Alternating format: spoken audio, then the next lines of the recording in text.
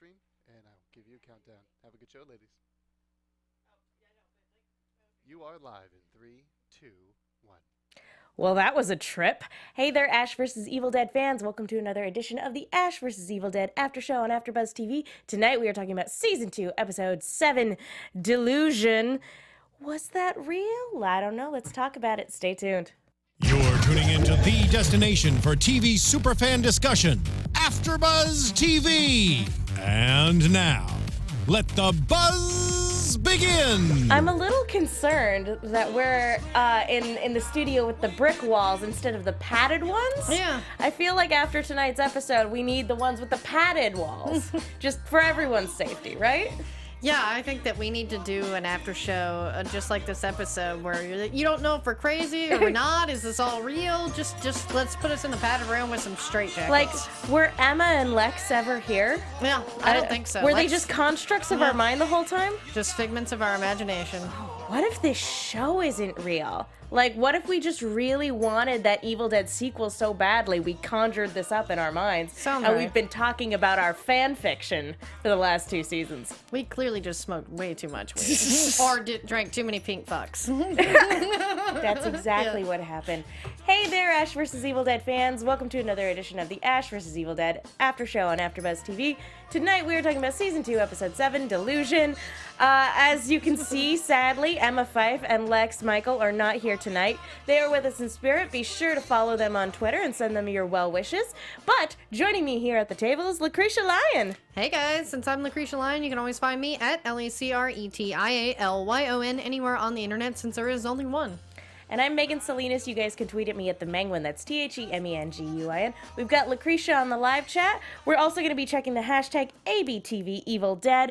And I'm going to go ahead and ask you guys, if you haven't already done so, please go to iTunes to rate and subscribe. Leave a comment on the show. We love hearing from you, and it's the best way to let our producers know that you like the show that we're putting on, and it helps us get guests. It makes us better searchable in the iTunes store. Guys, it really is the best way to help support us. Although we also love hearing your comments on YouTube and everything like that as well. It's always just such a pleasure to hear from you guys.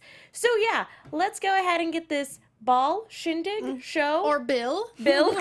Ball or Bill? Yeah. That's a great question.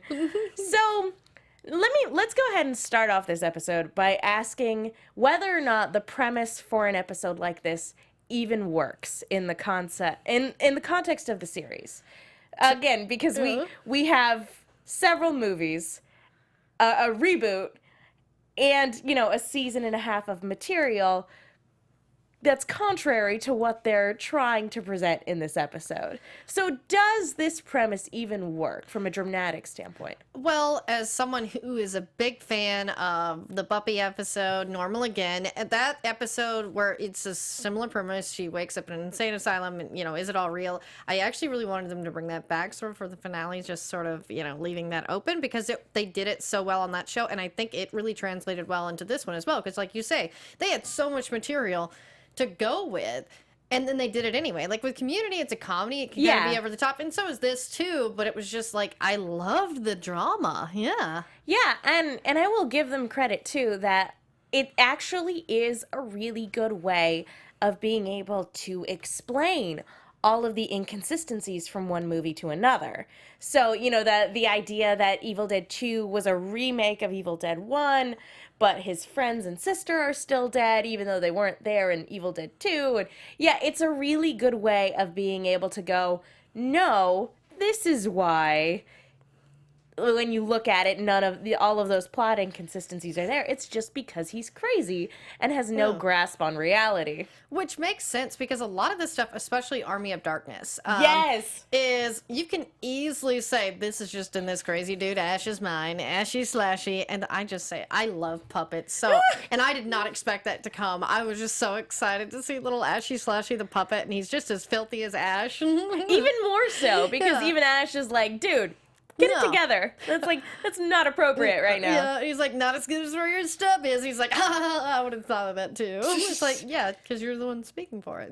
Which, again, it's a really good way of creating this sort of contract, to trick him into thinking he's projecting from, onto this puppet when he's clearly not. It's clearly all balls manipulation. I will say I'm kind of torn on this because on the one hand, I really like the idea. Like you said, I like when shows sit down and try to convince the main character that that they've been crazy this whole time.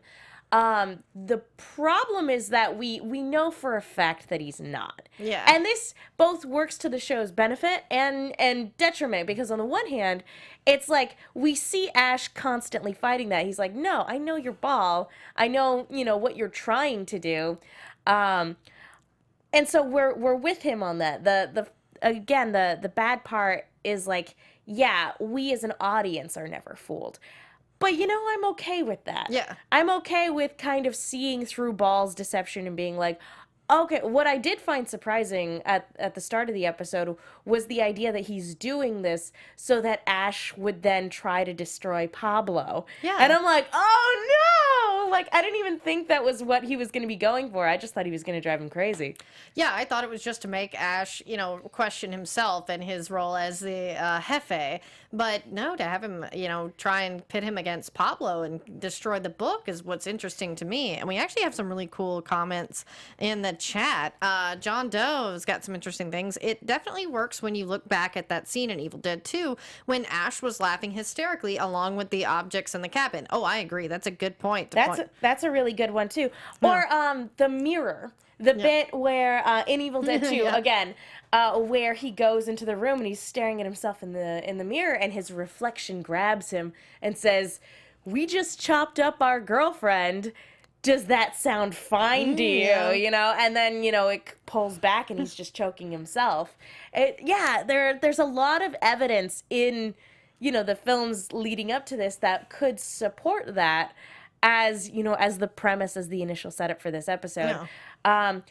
Even Army of Darkness, because here it goes from him being a coward in the first Evil Dead to him being a normal guy who has to step it up in Evil Dead 2 to being full-on action hero come Army of Darkness. So it makes sense that somebody who had been through a traumatic experience would create this hero complex for themselves. Oh yeah, and John Doe points out like that could have been the point where Ash lost it, but the puppet looked like the puppet version of Angel from season 5, and I'm like, oh, I loved that. Renji 90998 points out, I love that episode. You're a buddy puppet, and he still kicks Spike's ass. Let's just go with the Buffy universe references. Although Renji makes another good point, as the Cheshire Cat once said, "I'm not crazy. My reality is just different than yours." I like that. Yeah. We're all mad here. Exactly. I like that. So let's talk about the way this is kind of initially set up, because we have Ash, who's being told that no, you committed these murders and you created this delusion to justify your actions. We've got Ruby and Kelly and Pablo as like characters in this kind of play that Ball is putting on for him. What did you which one do you think was the most tragic depiction?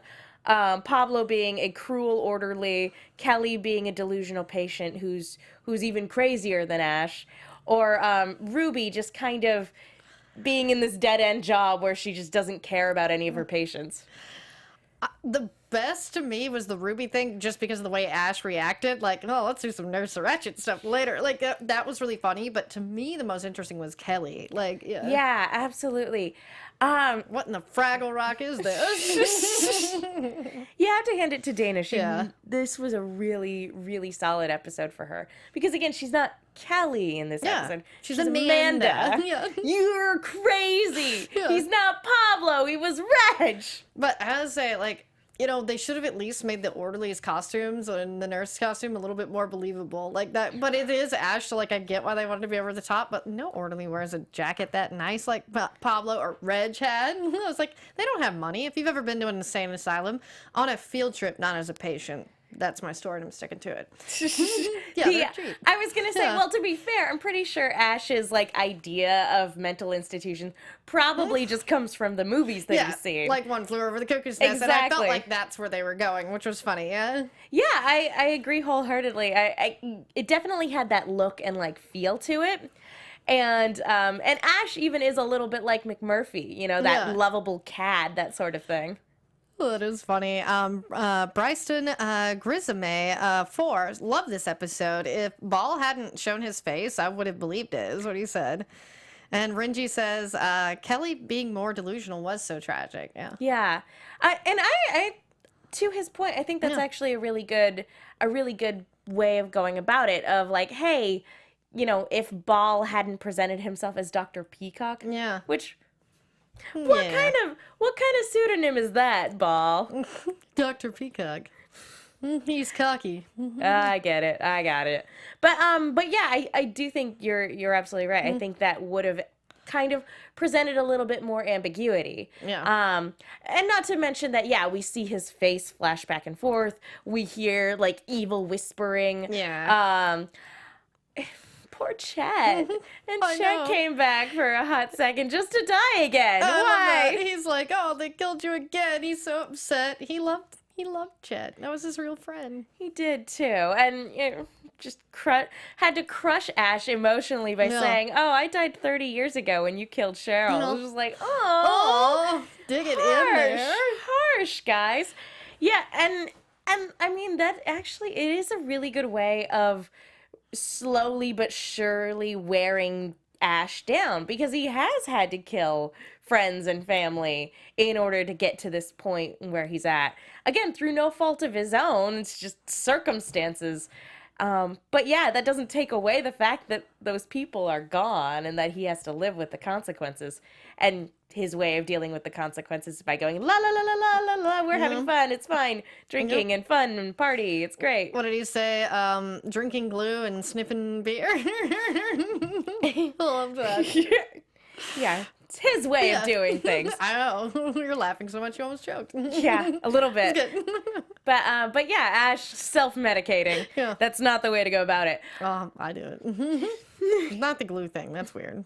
I can't say I've ever tried No. it. But yeah, so yeah, let's go back to Kelly a little bit, because yeah, I agree 100%. This was the most tragic thing.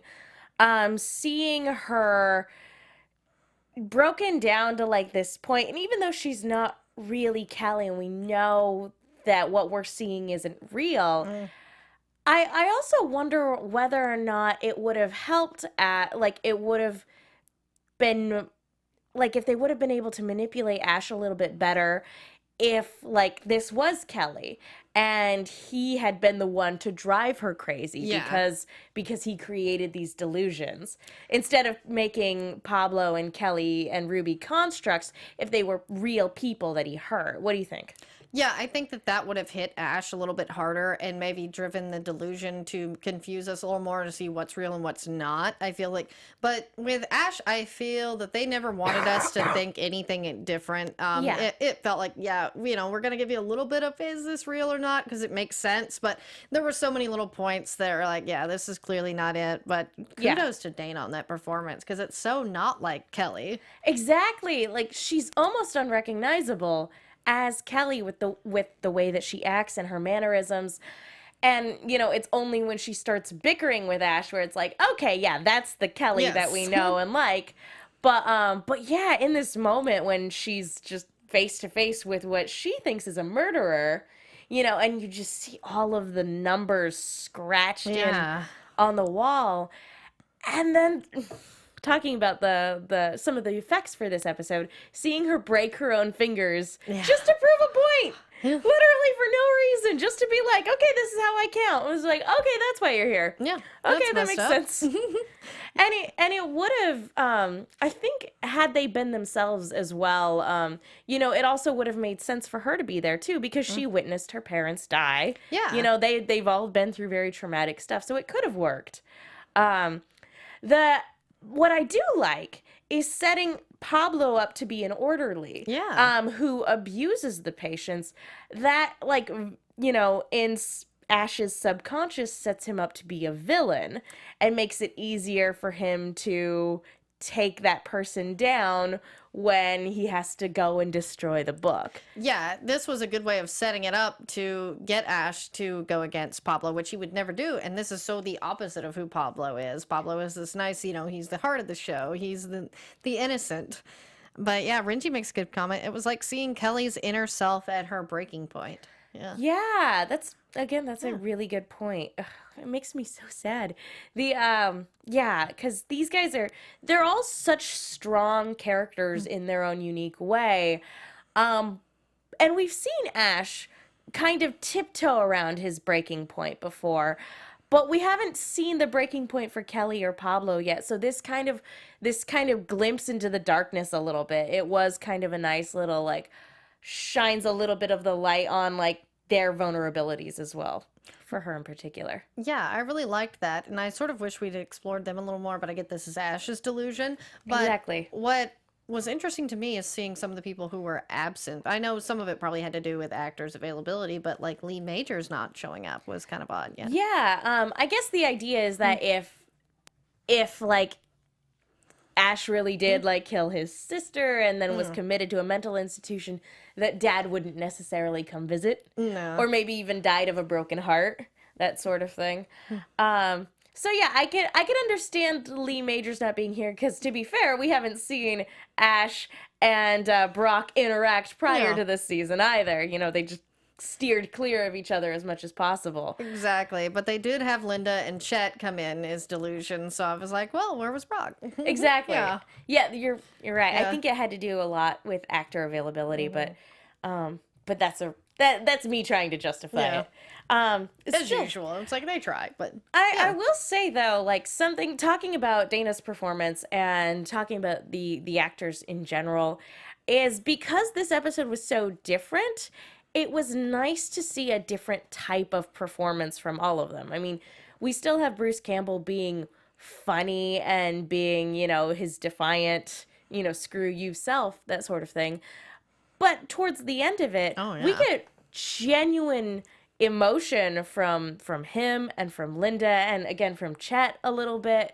Like, it's so nice and refreshing to keep that emotional, you know, that emotional high, because we love this show for its slapstick and its silliness and for the really good horror that we get. But if we don't bring that heart into it every now and then a lot of that will really fall flat.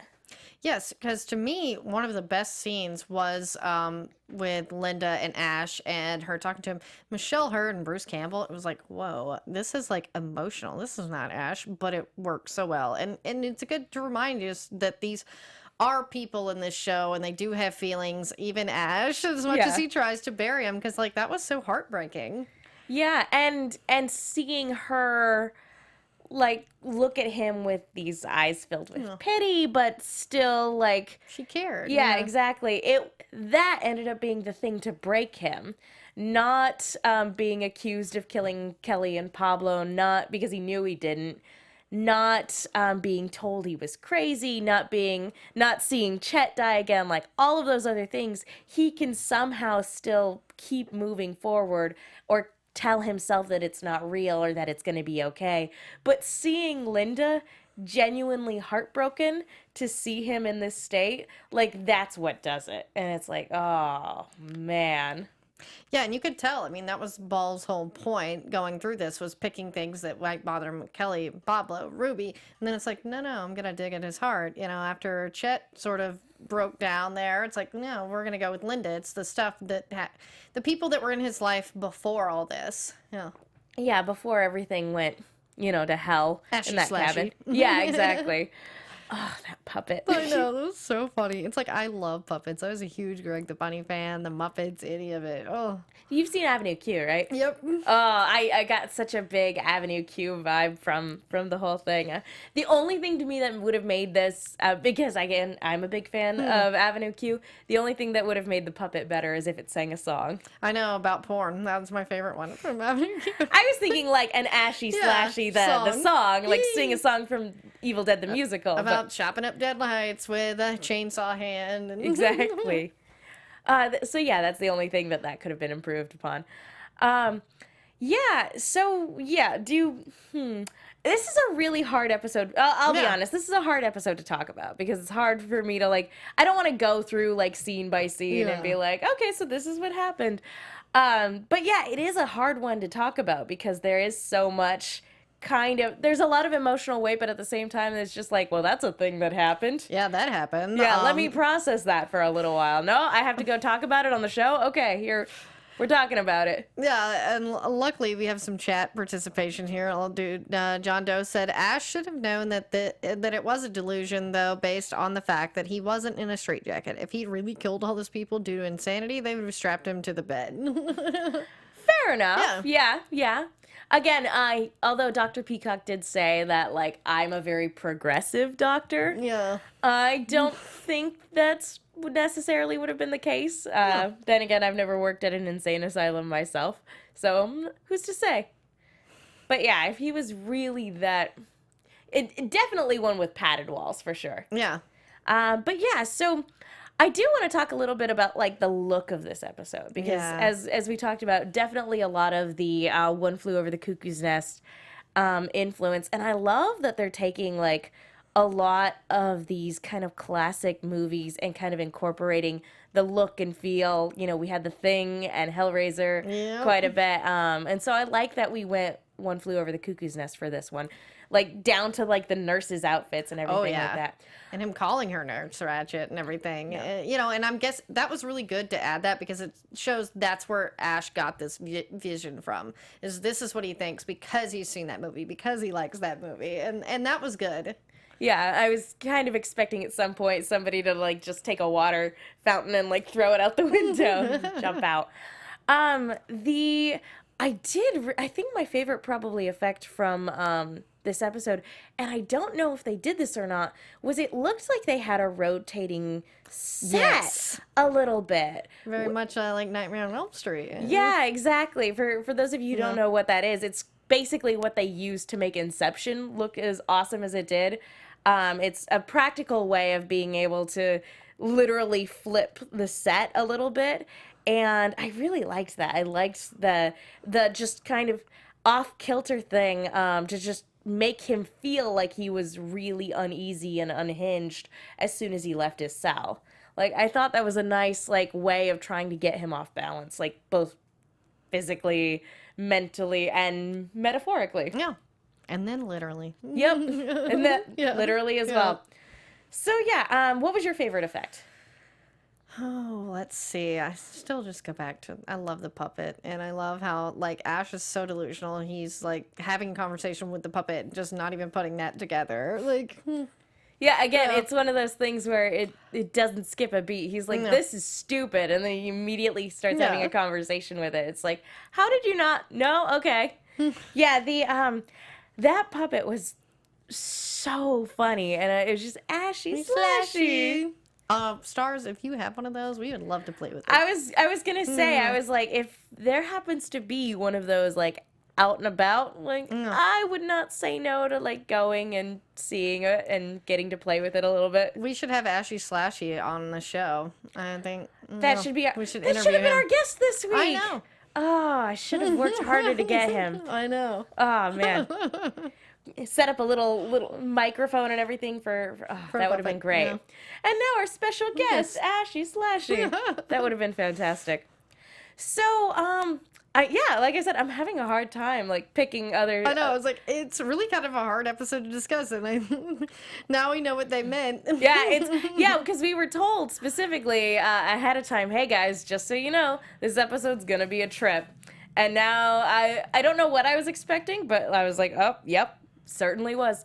I will say, kind of going back to Linda being the breaking point for Ash in terms of like his resolve and everything kind of giving way.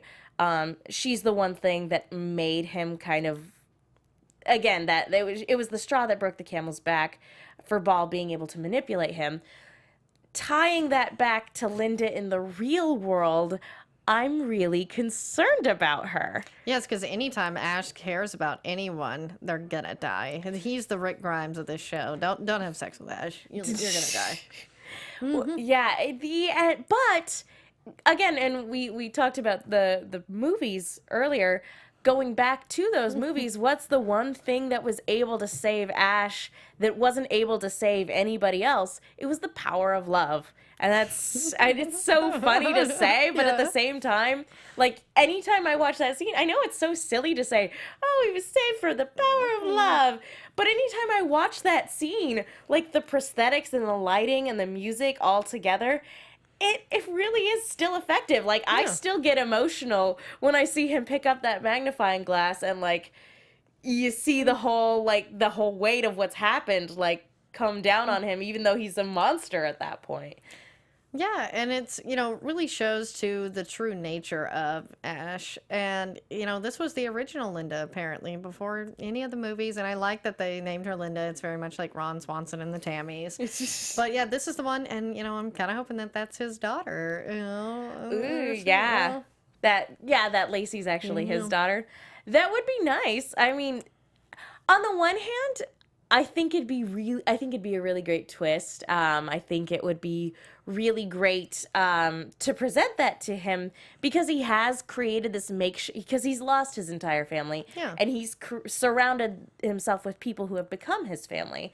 I think it would be really great to actually give him some actual family members back. So and also it would create like a sort of, like, he'd have to learn how to be responsible at that point, because when you become a father, you have to, it's a lot different than when you're just, oh, hey, I'm a swinging bachelor, it's fine. For most kids.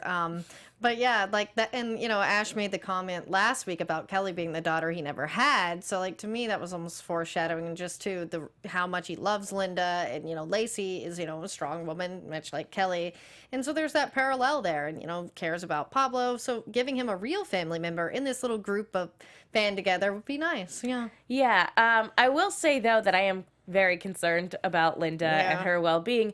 I think, and maybe it's too early to start making predictions, but I think that personally Linda is going to be the one that's going to break him out of this trance that he's in. Oh, yeah. I think that's how it's going to go. Yeah, I think she'll be the one to save him. I think so, too. Yep. Whether or not she'll still be alive when that happens. We hope so. I love hope so, Michelle too. Hurd, and they had such good chemistry. She's so good. Yeah. Yeah, no, every time the two of them are on screen together, it's so, like, yeah, you can definitely see it. It's there. Yeah, and Renji says, all Ash wants is happiness. Yeah. And that's all we want for him. That and lots of demon killing. Yeah. Mostly that. Okay, yeah, no, we don't want Ash to be happy. We want him to kill demons. Yeah.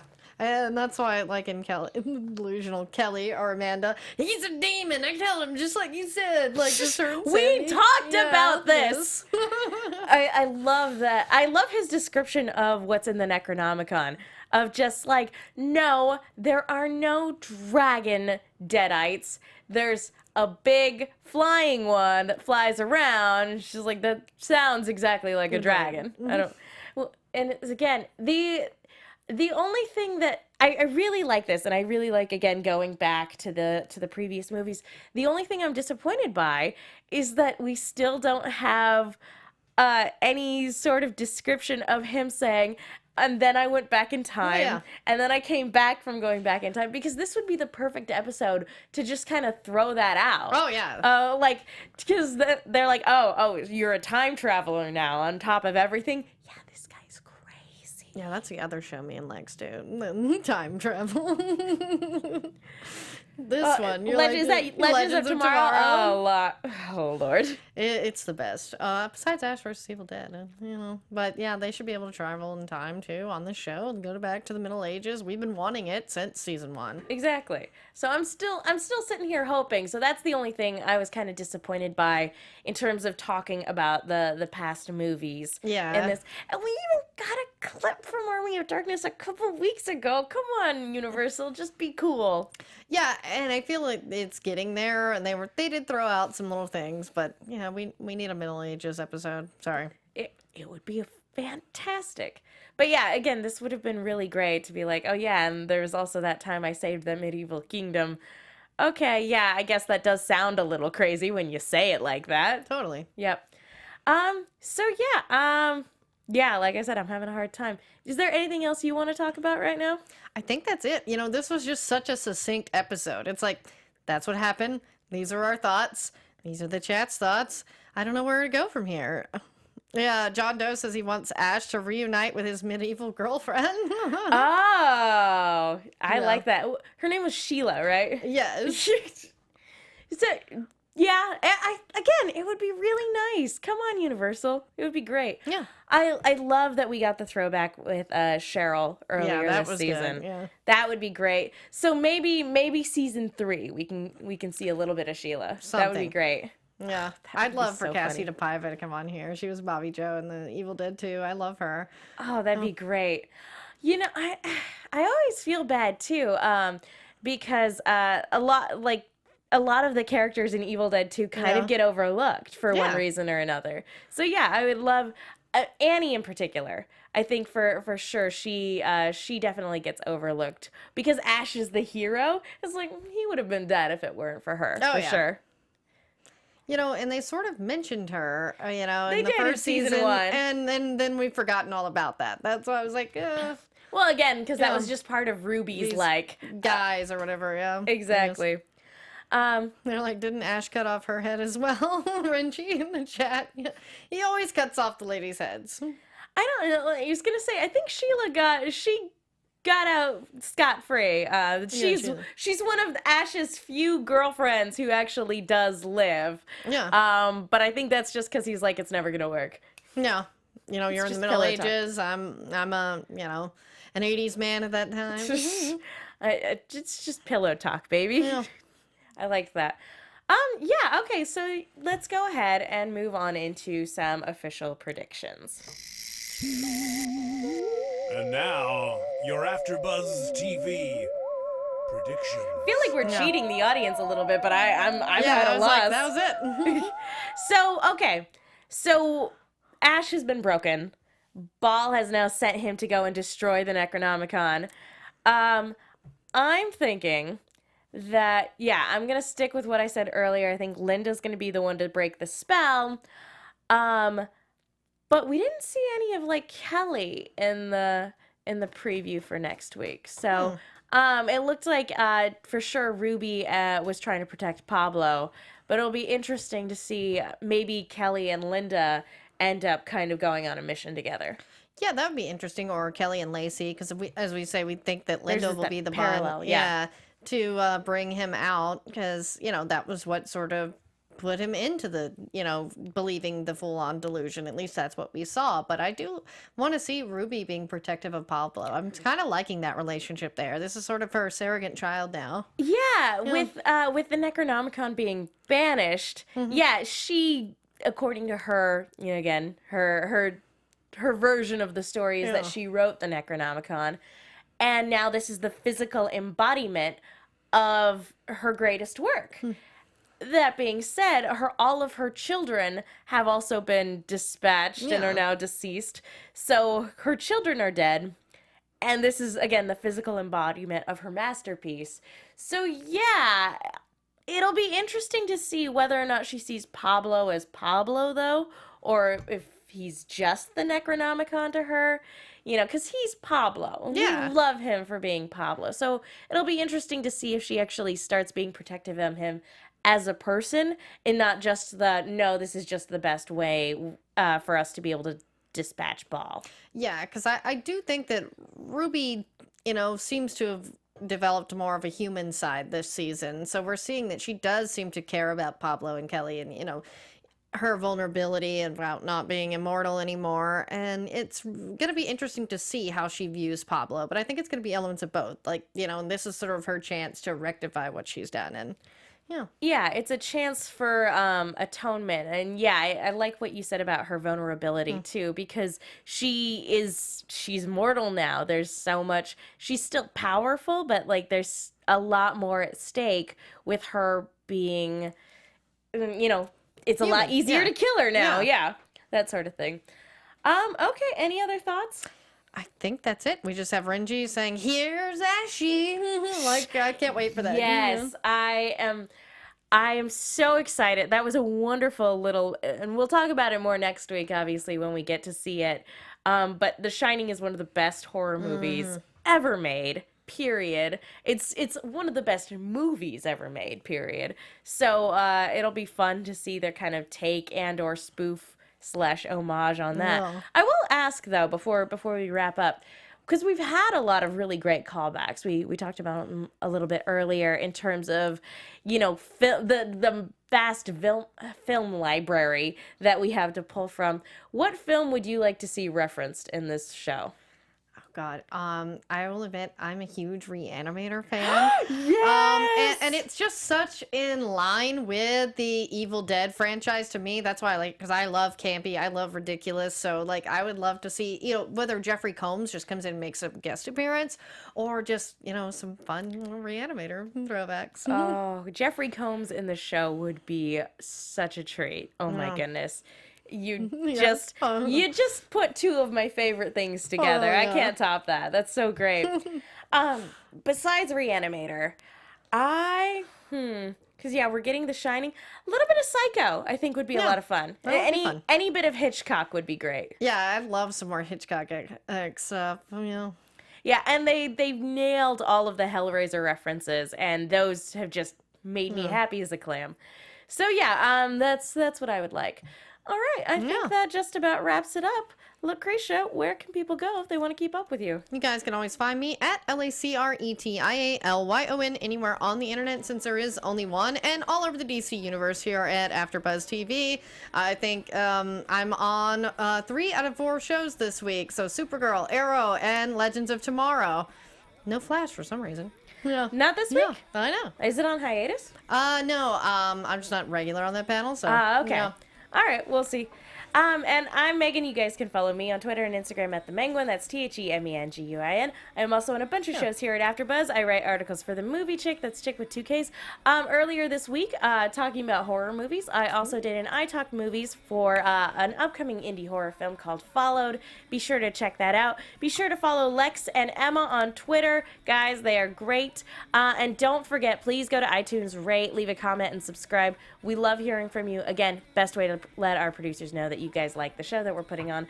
So again, that was kind of a trip. Yeah. All right. Literally. Thank you guys so much.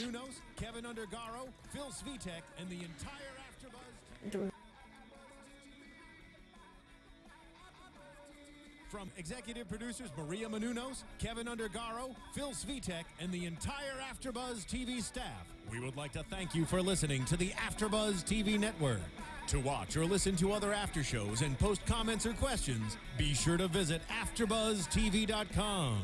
I'm Sir Richard Wentworth, and this has been a presentation of AfterBuzz TV. Ashy slashy. The views expressed herein are those of the hosts only and do not necessarily reflect the views of AfterBuzz TV or its owners or principals.